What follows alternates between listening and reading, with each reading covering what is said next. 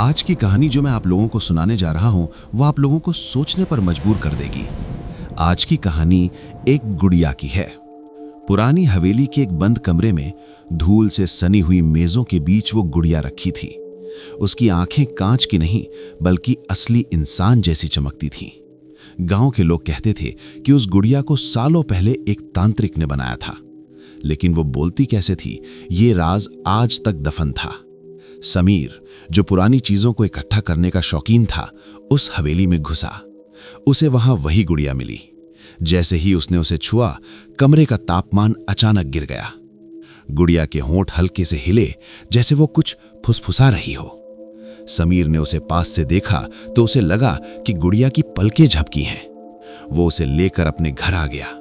रात के सन्नाटे में जब समीर गहरी नींद में था, उसे अपने कमरे के कोने से एक धीमी बच्चों जैसी आवाज सुनाई दी। समीर, क्या तुम मेरे साथ खेलोगे? समीर की आंखें फटी की फटी रह गईं। कमरे में सन्नाटा था, लेकिन वो आवाज बिल्कुल साफ थी। उसने लाइट जलाई तो देखा कि गुड़िया मेज पर नहीं थी। वो उसके बिस्तर के बिल्कुल पास जमीन पर पड़ी थी और उसका चेहरा अब उसकी तरफ मुड़ा हुआ था। उसकी बनावटी मुस्कान अब पहले से ज्यादा चौड़ी और डरावनी लग रही थी। अचानक घर के सारे दरवाजे अपने आप बंद होने लगे। रसोई से बर्तनों के गिरने की जोरदार आवाज आई। समीर कांपते हुए कमरे से बाहर निकला, लेकिन हॉल में पहुंचते ही उसकी चीख निकल गई। दीवार पर खून जैसे लाल रंग से लिखा था, अभी तो खेल शुरू हुआ है। पीछे से फिर वही आवाज आई, इस बार थोड़ी पास से। भागो मत समीर, मेरे पैर नहीं हैं, पर मैं तुम्हारी परछाई में चल सकती हूं। समीर ने मुड़कर देखा तो गुड़िया वहां नहीं थी, लेकिन फर्श पर छोटे छोटे पैरों के निशान बन रहे थे जो सीधे उसकी ओर बढ़ रहे थे। समीर पीछे की ओर हटते हुए दीवार से जा टकराया। उन छोटे पैरों के निशानों ने अचानक रुककर एक अजीब सा घेरा बना लिया। कमरे की लाइटें तेजी से टिमटिमाने लगीं और हर बार जब रोशनी बुझी, गुड़िया समीर के एक कदम और करीब आ जाती। जब फिर से उजाला हुआ तो गुड़िया समीर के पैरों के पास बैठी थी।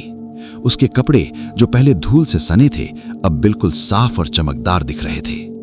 अचानक गुड़िया ने अपनी गर्दन धीरे धीरे 180 डिग्री पर घुमाई और समीर की आंखों में सीधे झांकते हुए बोली, तुम्हें पता है समीर, पिछली बार जो मुझे यहां लाया था उसने बीच में ही खेल छोड़ दिया था।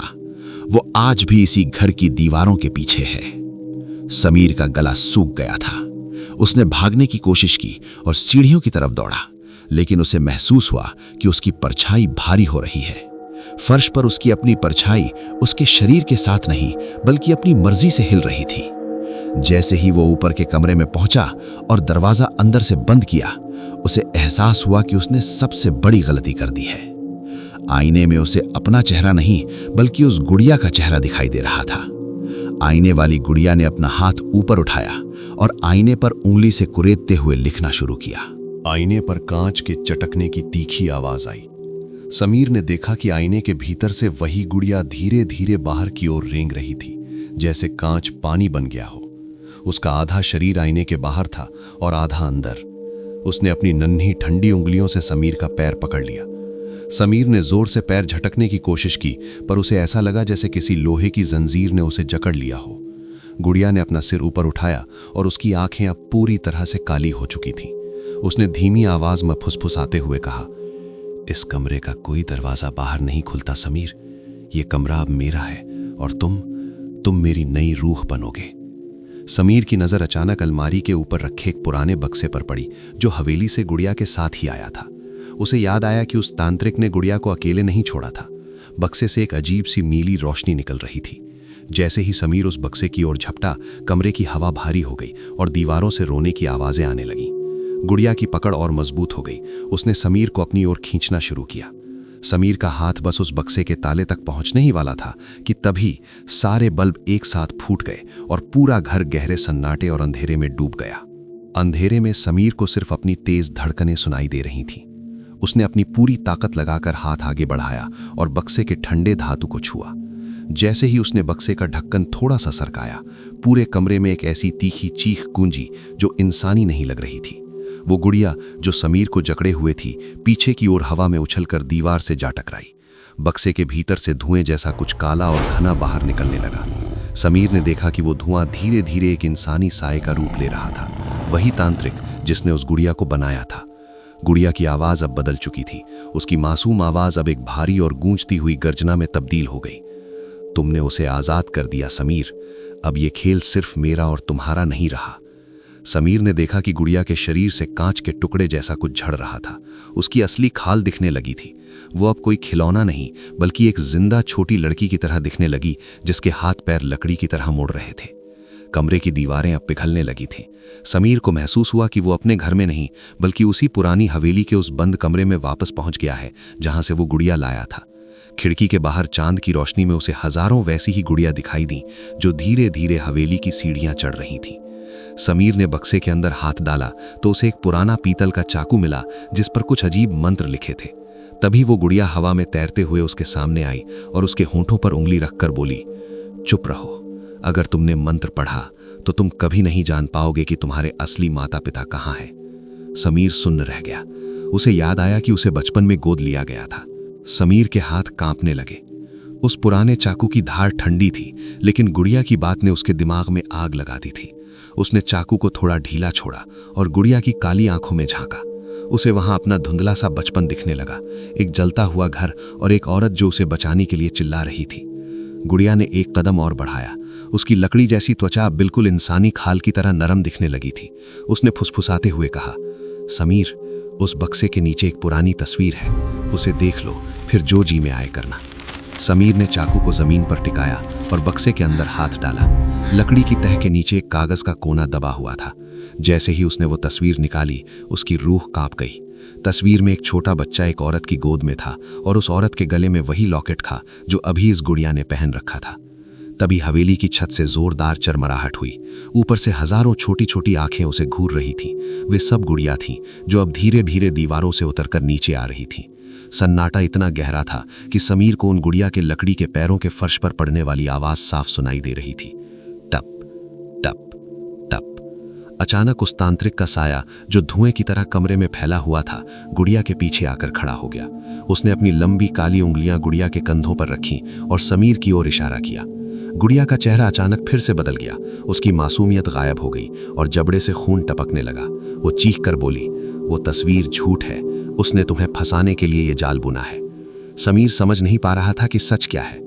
तांत्रिक का साया अब समीर की ओर बढ़ रहा था और कमरे की दीवारें इतनी छोटी होने लगी थीं कि समीर को दम घुटने लगा। उसने देखा कि चाकू पर लिखे मंत्र अब चमकने लगे थे, जैसे वो चाकू खुद इस्तेमाल होने के लिए तड़प रहा हो।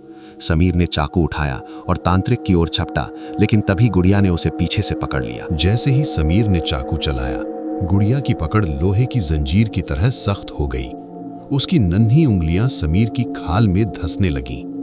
तांत्रिक का वो काला साया अब समीर के बिल्कुल सामने था।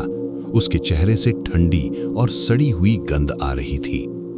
तभी उस पीतल के चाकू से एक तेज नीली रोशनी फूटी और पूरा कमरा उस चमक से भर गया। समीर को एक जोरदार झटका लगा और वो पीछे की ओर गिरा। जब उसकी आंखें खुलीं तो ना वहां तांत्रिक था और ना ही वो खौफनाक मंजर। वो वापस अपने घर के उसी कमरे में था जहां उसने गुड़िया को पहली बार रखा था। चारों तरफ सन्नाटा था। समीर ने राहत की सांस ली और सोचा कि शायद वो सब एक बुरा सपना था। लेकिन जैसे ही उसने अपनी हथेली देखी, उसके होश उड़ गए। उसके हाथ पर अभी भी गुड़िया की उंगलियों के नीले निशान मौजूद थे। उसने कांपते हुए कमरे के कोने में देखा। वो गुड़िया अभी भी वहीं बैठी थी, लेकिन अब उसका चेहरा दीवार की तरफ था। समीर ने हिम्मत जुटाई और उसके पास गया। जैसे ही उसने गुड़िया को पलटा, उसका कलेजा मुंह को आ गया। गुड़िया का चेहरा अब समीर के चेहरे जैसा हूबहू दिखने लगा था। उसके हाथ में वही पुरानी तस्वीर थी जो समीर ने बक्से में देखी थी, लेकिन उस तस्वीर में अब मां की गोद में बैठा बच्चा गायब था और उसकी जगह सिर्फ एक खाली काला साया बचा था। अचानक समीर के फोन की घंटी बजी। अनजान नंबर था। जैसे ही उसने फोन उठाया, दूसरी तरफ से वही बच्चों जैसी फुसफुसाहट आई। समीर, तुमने चाकू तो चला दिया, पर क्या तुम्हें पता है कि तुमने किसे मारा? आईने में देखो, तुम्हारी अपनी परछाई कहाँ है? समीर ने झटके से ड्रेसिंग टेबल के आईने की तरफ देखा। आईने में कमरा दिख रहा था, बेड दिख रहा था, यहां तक कि वो गुड़िया भी दिख रही थी। लेकिन समीर का खुद का कोई अक्स आईने में नहीं था। वो गायब हो चुका था। तभी पीछे वाले दरवाजे पर किसी ने जोर जोर से दस्तक दी। बाहर से उसके दोस्तों की आवाजें आ रही थी, लेकिन उन आवाजों के पीछे एक अजीब सी लकड़ी के टकराने की आवाज भी थी। टप टप टप। क्या समीर अपनी परछाई वापस पा पाएगा, या वो खुद उस गुड़िया के खेल का एक हिस्सा बन चुका है? कहानी अभी बाकी है। पार्ट 2 के लिए कमेंट करें। अगर ये कहानी आपको पसंद आई हो तो वीडियो को लाइक करें और चैनल को सब्सक्राइब भी कर लें।